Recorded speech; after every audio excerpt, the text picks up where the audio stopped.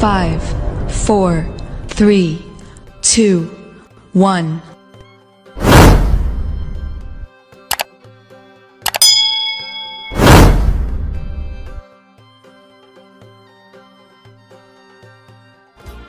Hari ini hari bahagiaku, belajar online dari rumah. Meskipun terpisah ruang dan waktu, kita tetap jumpa menyapa. Senangnya hatiku dibantu ayah ibu, guru baru tentulah ramah. Ayo belajar bersama, ayo online bersama.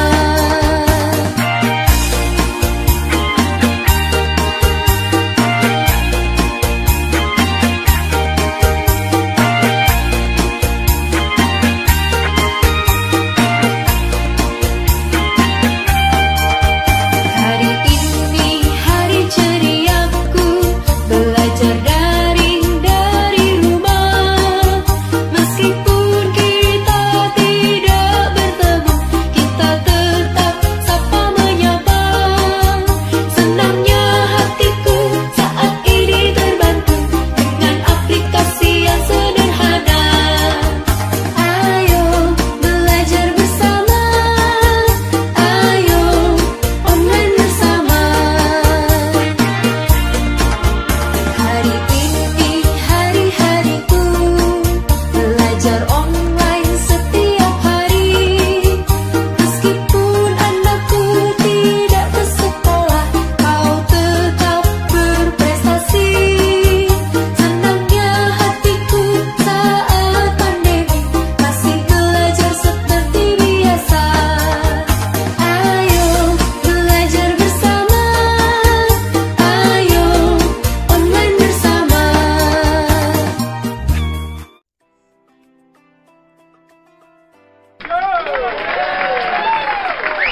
Assalamualaikum warahmatullahi wabarakatuh.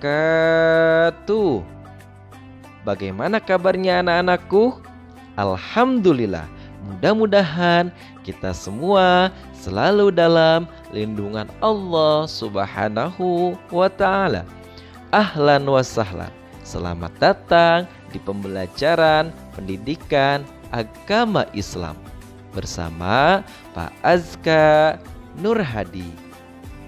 Baik, anandaku yang solih dan solihah, bagaimana nih perasaan ananda setelah melaksanakan MPLS kemarin? Oh, pastinya seneng dong. Nah, alhamdulillah hari ini kita baru akan memulai belajar agama Islam. Nah, di hari perjumpaan pertama kita ini, tentunya Ananda sudah siap semua kan? Nah, harus sudah siap sarapan, harus sudah mandi, menggosok gigi, memakai bedak atau wewangian, rambut disisir yang rapi, dan memakai seragam. Coba lihat contohnya seperti ini. Engkau penyemangat hidupku yang selalu ada. Dikala ku bersedih, dikala ku menangis.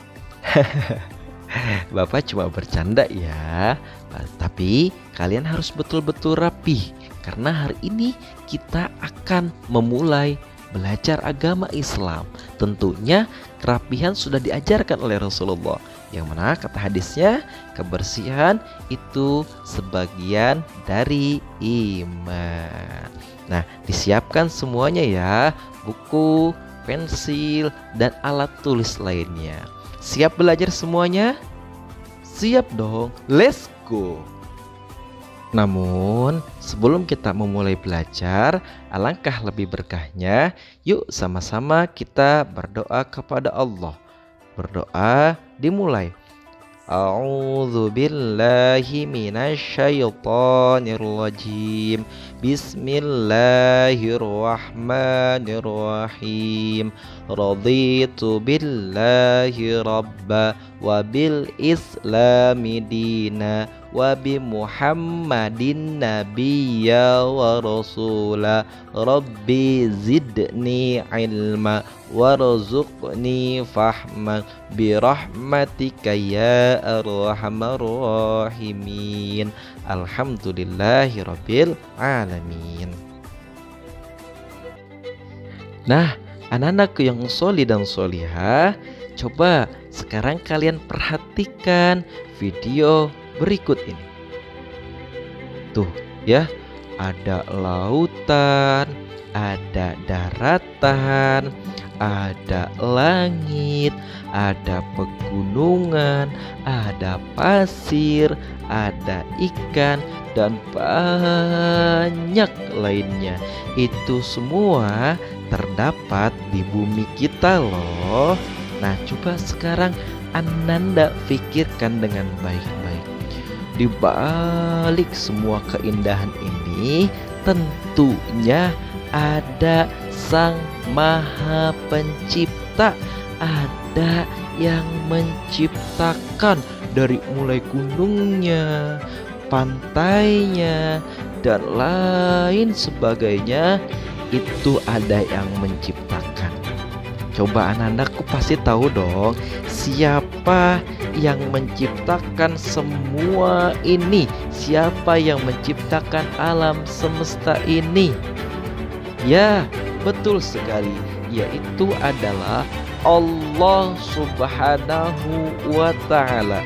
Allah menciptakan semua ini itu untuk kita, hamba Allah, manusia yang patutnya harus selalu bersyukur, berdoa kepada Allah, meminta hanya kepada Allah, karena Allah berikan semua ini yang indah-indah ini itu gratis untuk kita, asal kita mau mengelolanya dan juga menjaganya, tidak boleh merusaknya ya. Nah, oleh karena itu kita harus senantiasa mengingat Allah, berdoa kepada Allah, bersyukur kepada Allah. Segalanya hanya untuk Allah Subhanahu wa ta'ala, karena Allah memberikan segalanya untuk kita. Tugas kita hambanya yaitu adalah agar selalu mengingat akan kebesaran dan kasih sayang Allah Subhanahu wa ta'ala.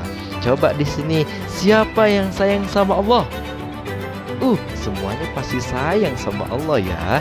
Kalau kita sayang sama Allah, Allah akan lebih besar sayangnya kepada kita.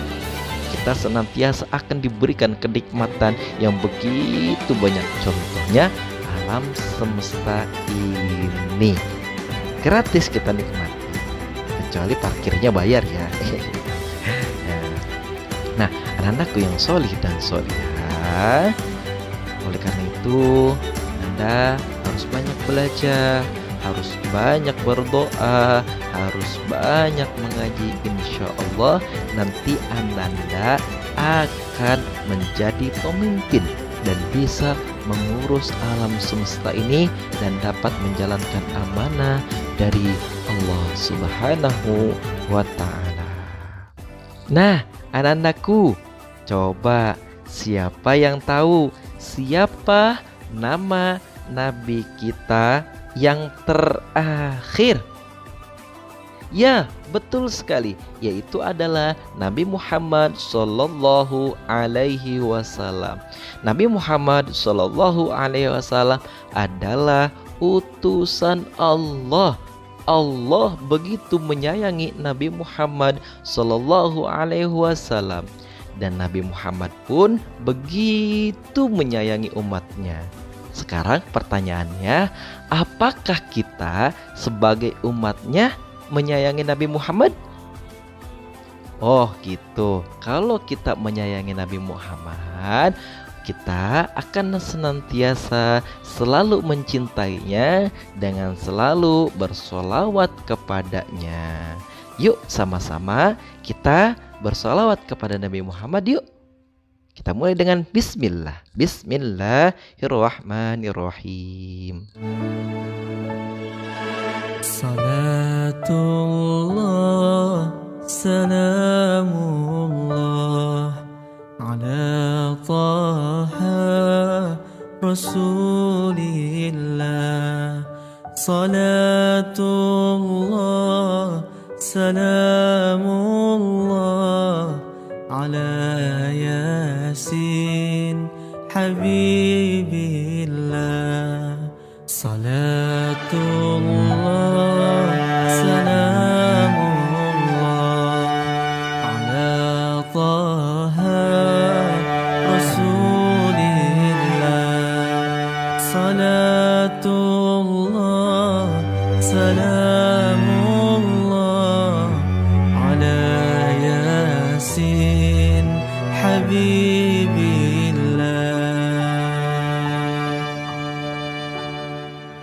Tawassalna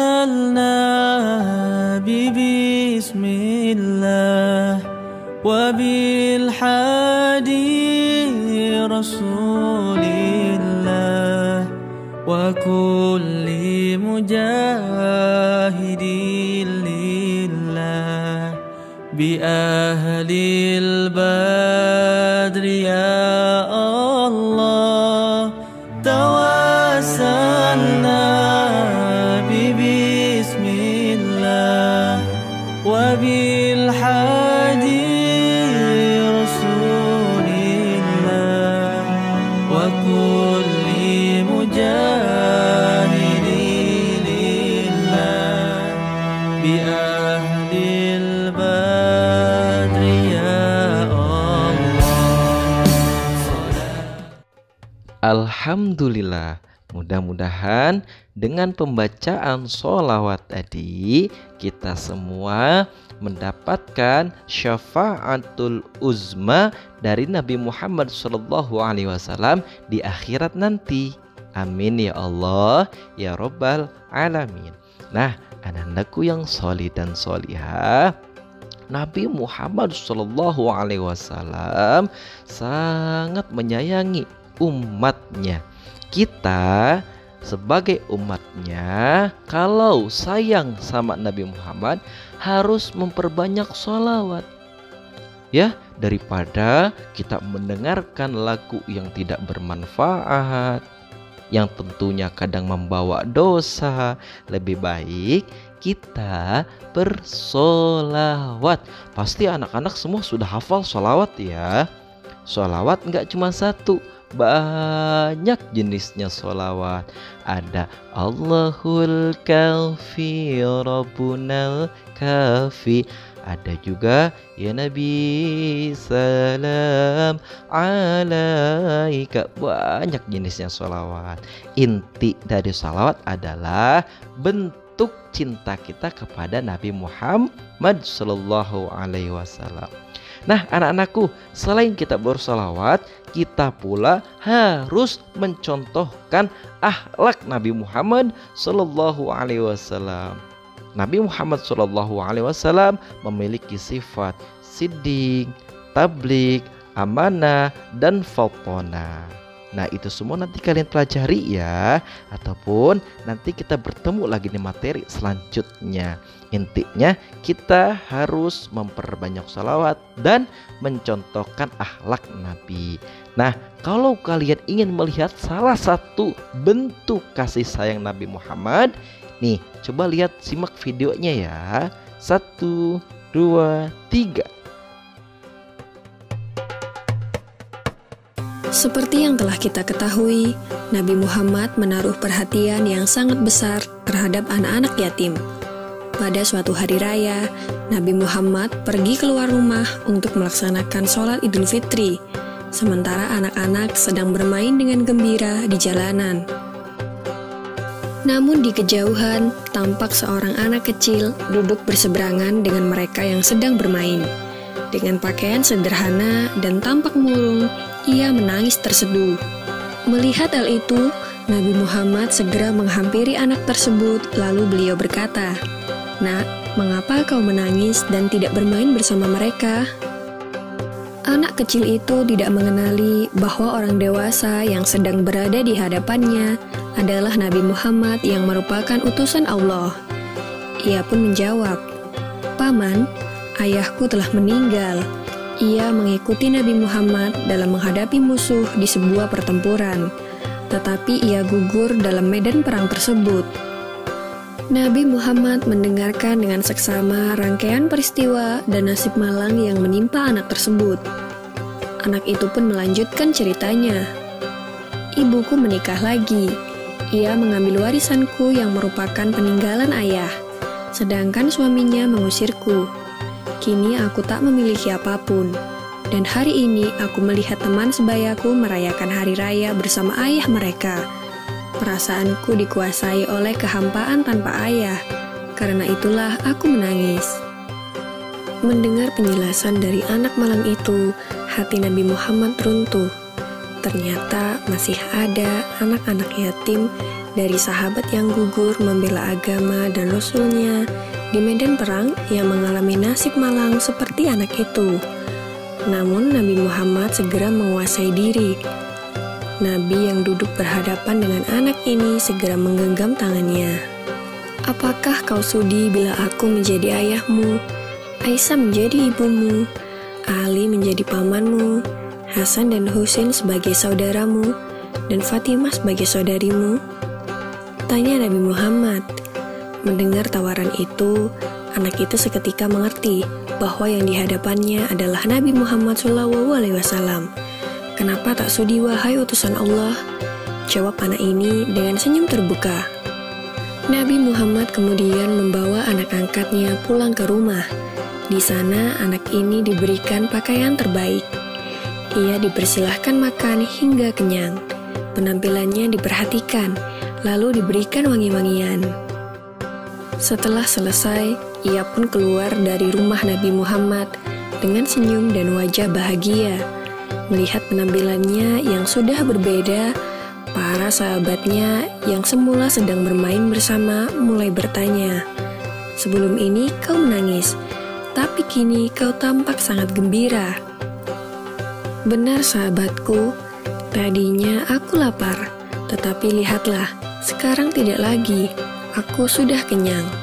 Dulunya aku memang tidak berpakaian bagus, tetapi kini lihatlah, sekarang aku mengenakan pakaian bagus. Dulu memang aku ini yatim, tetapi sekarang aku memiliki keluarga yang sangat perhatian. Nabi Muhammad ayahku, Aisyah ibuku, Ali pamanku, Hasan dan Husain saudaraku, dan Fatimah saudariku. Bagaimana aku tidak bahagia?" Mendengar cerita sahabatnya, mereka tampak menginginkan nasib serupa. Sampai salah satu dari mereka berkata, "Coba saja ayah kita juga gugur pada peperangan itu, sehingga kita juga diangkat sebagai anak oleh Nabi Muhammad." Lalu waktu terus berjalan, usia semakin bertambah, kebahagiaan anak ini pun lenyap ketika selang beberapa tahun setelah itu, Nabi Muhammad meninggal dunia. Meratapi kepergian ayah angkatnya yang paling mulia, ia keluar rumah dan bersedih. "Sungguh menyedihkan, kini aku kembali terasing. Aku bukan siapa-siapa lagi. Aku kini menjadi yatim yang kesepian," katanya sambil menangis sedih. Sayyidina Abu Bakar Asy-Siddiq yang menyaksikan anak ini segera memeluknya. Sayyidina Abu Bakar kemudian mengambil alih pengasuhannya. Wallahu alam. Semoga kisah ini dapat mempertebal iman kita dan semakin percaya terhadap kebesaran dan kuasa Allah Subhanahu wa Ta'ala. Amin ya Rabbal Alamin. Nah, anandaku yang soli dan soliha, bagaimana dari cerita video barusan? Pasti seru kan? Seru dong. Selain kita menyimak video tadi, kita pun harus mempelajari akhlak Nabi Muhammad SAW. Karena Nabi Muhammad SAW begitu menyayangi umatnya, menyayangi kita semua. Kita pun sebagai umatnya harus mencontohkan akhlak beliau. Kita harus saling sayang sama keluarga, sama orang tua, dan kepada seluruh umat manusia, khususnya kepada sesama muslim ya, karena sesama muslim itu bersaudara. Pantas saja Nabi Muhammad begitu disayangi oleh Allah. Karena Nabi Muhammad akhlaknya baik, kita pun harus mencontohkan akhlak Nabi Muhammad Sallallahu Alaihi Wasallam, menjadi anak yang penyayang. Oke, mungkin cukup sekian dari Bapak. Assalamualaikum warahmatullahi wabarakatuh.